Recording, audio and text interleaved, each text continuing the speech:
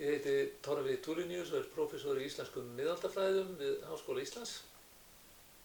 Hvernig kom það til að þú varst að fara til Collège de France í París?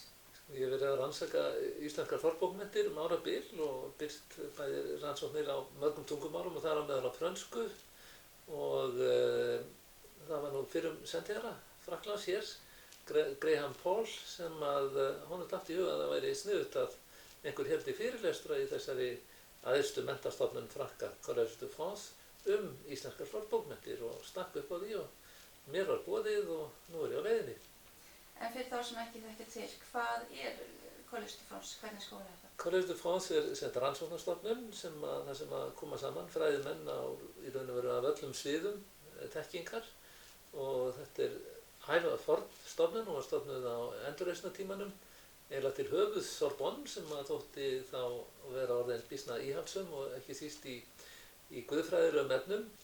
En þetta er sjálfstæð rannsóknarstofnun þar sem unnar eru rannsóknir í fremstu röð. Þetta getur verið eðlisfræðingar, bókmenntafræðingar, sagnfræðingar, félagsfræðingar og þarna að vera prófessor við Collège de France hefur í för með sér að maður þarf að halda fyrirlestra 12 eða 13 fyrirlestra á ári en hver fyrirlestur þarf að innihalda eitthvað nýtt. Þetta er þekkingin leið og hún skapast og þessi prófessor sem er að bjóða mér held ég gegnir fyrstu prófessorstöðu í samanburðarbókmenntum, William Marks, og ég þarf að gera þetta, halda 4 fyrirlestra og í hvers sinn þarf ég að segja eitthvað nýtt.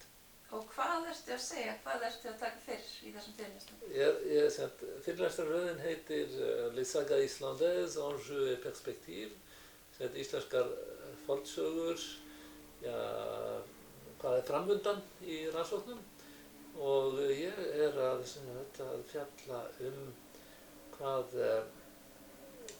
ég er að kynna mínar rannsóknir í sögunum. Ég hef fengist við það fyrst og fremst að greina sögurnar mjög vel og komast að því hvað er fjall ekki bara á yfirborðinu, heldur líka hver eru dýpri umfjöllunarefni þeirra og ég hef verið að tengja þetta við